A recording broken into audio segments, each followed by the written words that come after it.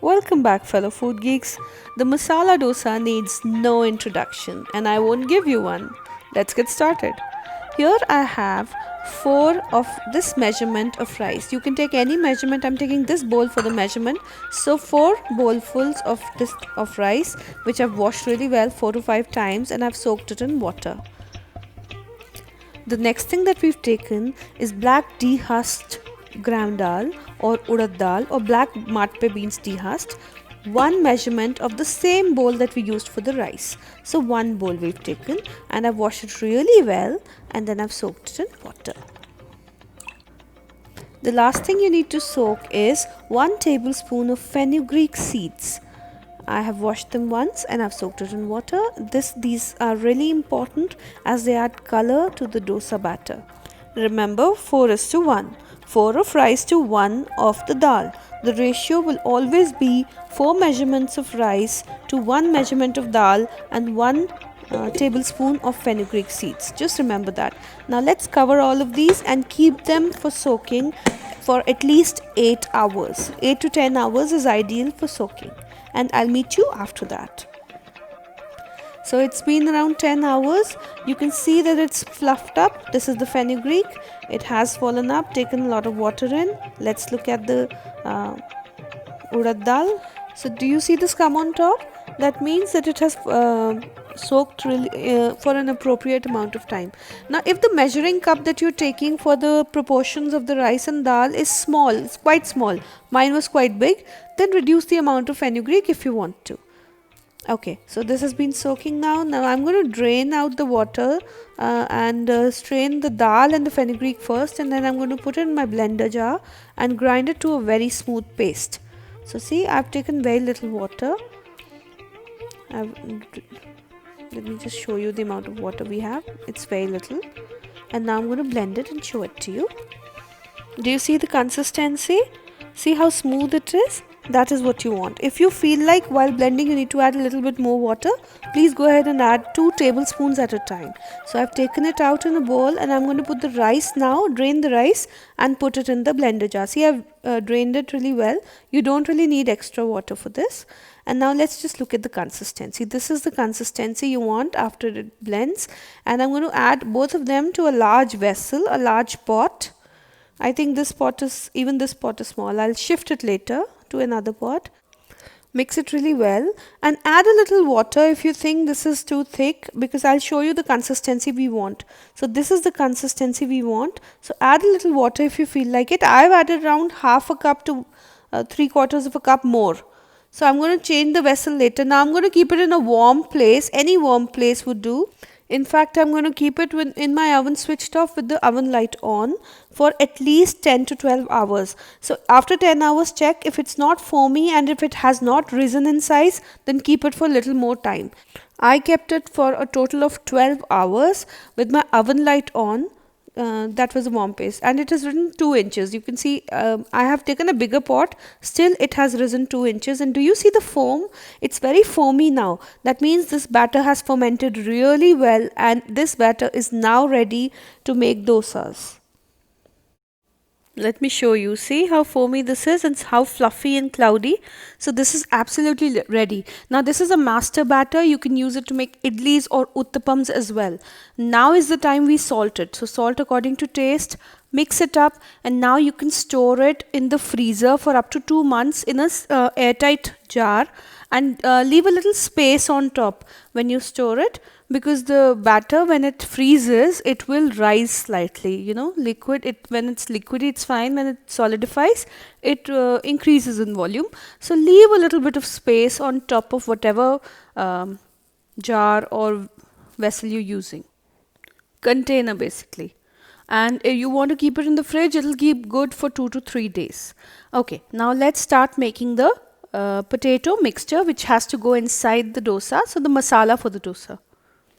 So here I have two medium-sized onions which I've sliced roughly, and then I have some coriander or cilantro which I've chopped, and one large tablespoon of ginger, one small teaspoon of urad dal, one tablespoon of chana dal, two or three dry red chili, 1 teaspoon of mustard seeds or sarson,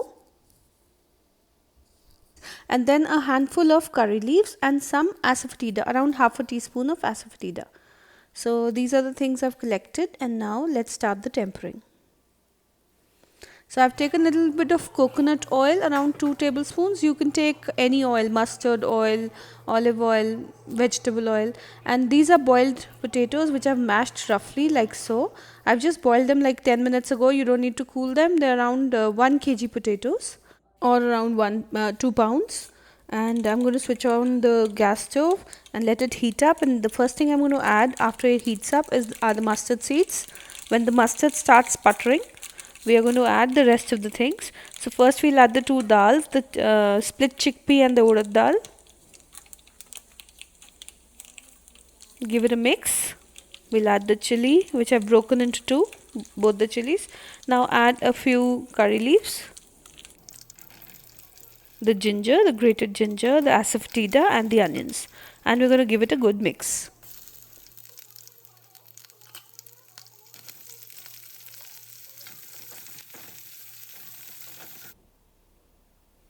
Now we're going to add around half a teaspoon of turmeric powder or turmeric powder.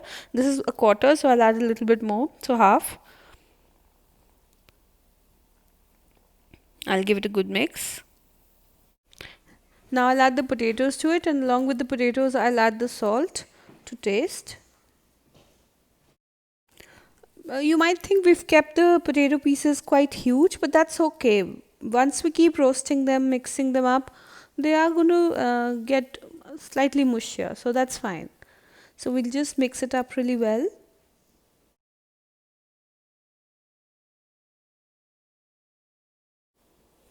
Now I'll add a total of around, say, half to 3/4 of a cup of water. You can add more or less if you feel your mixture needs more, but I think around 3/4 of a cup is more than enough. And basically what this is going to do is make sure that the masalas are all married with the aloo, with the potatoes, which is a good thing. So after mixing it up, we're going to cover it and then cook it for around 10 minutes, 5 to 10 minutes. So we'll come back after 5 minutes and I'll show you what it looks like. It's been 5 minutes, and see, it's quite a lot of water is already absorbed in. We're going to mash the potatoes a little bit, and then cover it again and cook it for another 5 minutes.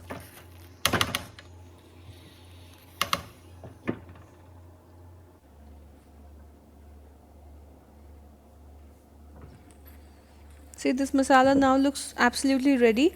We'll give it a good mix and sprinkle a little bit of cilantro or coriander on top, and just keep it aside.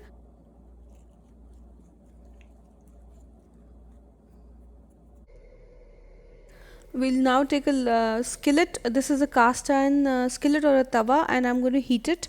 And I'm going to take a little bit of oil on a tissue or a kitchen towel and then spread it around. It really doesn't need much. It's a seasoned skillet.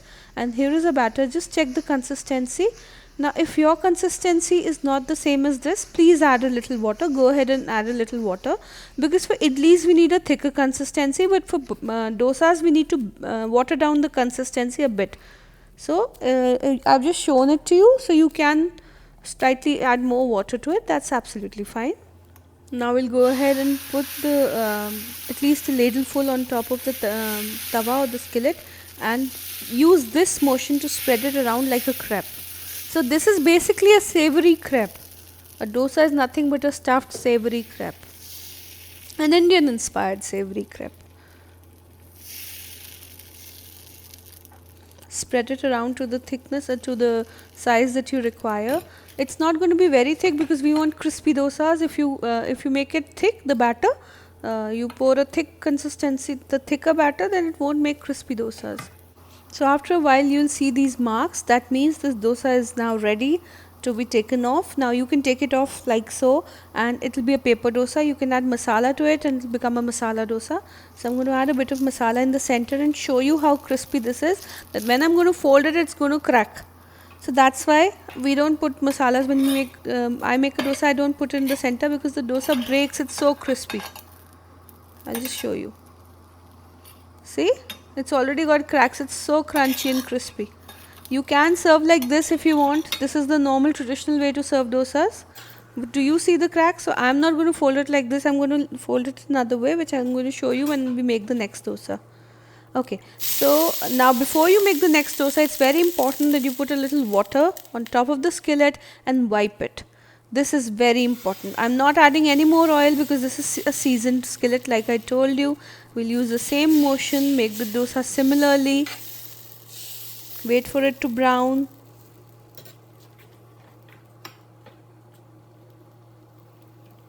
Add a little bit of oil. See, it's crisped up, and now we can take this off. But this time I'm going to add the mixture not to the center but off center towards one of the sides, and then I'm going to fold it. But that also I'll fold it off center. It looks nice this way, and it stays crispy for a longer time. So this is our dosa ready. I'm going to take it off and make all the dosas the same way. Again, I'm going to add water. Remember, this is something you have to add. If you don't want the dosa batter to stick to the skillet, you have to add water. Bring the temperature of the tawa or the skillet down, because basically we're cooking on a higher heat. But the minute we take off the dosa, we put the heat on low, sprinkle water, wipe it, and then add the next ladle full. And as soon as we add the next ladle full of batter, we again increase the temperature of the skillet. Just remember this. So once we've removed the dosa, lower the temperature, add water, sprinkle water, wipe it clean, take the batter, pour the batter, and make it a crepe. Then again increase the gas to high, the gas stove to high. Again wait for those marks, and now this time I'm going to make a paper dosa. I'm not going to put anything else in it. Now you can make a butter dosa also similarly. Instead of the oil, all you have to do is add butter to it and spread it around. That will be your butter dosa. You can make a ghee roast dosa by adding desi ghee instead of anything else. No oil, no butter, just add desi ghee, and then you wait for those marks and take it off, and it will become a ghee roast dosa. So these are two variations of a normal dosa which I'm telling you. So this is almost done. You can see the marks appearing. When it comes to be really brown, then it's the time to turn it. So don't get scared and start removing it beforehand, because sometimes you might break the dosa if it's not ready to remove. Look how crispy it is. I just wanted to show you how crispy this was. Time to remove the dosa. Be gentle, just ease it gently, yes, and then it will come off easily. You just have to ease your spatula in gently. And do you see how crispy this is? How wonderfully crispy. So this is a paper dosa for you. So we've learned 3 varieties: so masala dosa, paper dosa, ghee roast dosa, and your butter dosa. 4 variations with the same batter. Isn't it lovely? So I hope you'll give this a try. Give me a like if you like the recipe. Please follow my tricks and tips that I've given you, because that will ensure a foolproof result. Trust you me, this is a foolproof batter and the result will always be fabulous. Just follow what I've told you to follow. And I hope that you try it. Do let me know in the comments section how it turned out to be. And do remember to subscribe and press the notification bell, because you want to be reminded of all the new recipes that I post, right? Because there's a whole lot of more goodness and deliciousness where this came from. You have a great day ahead. Bye bye.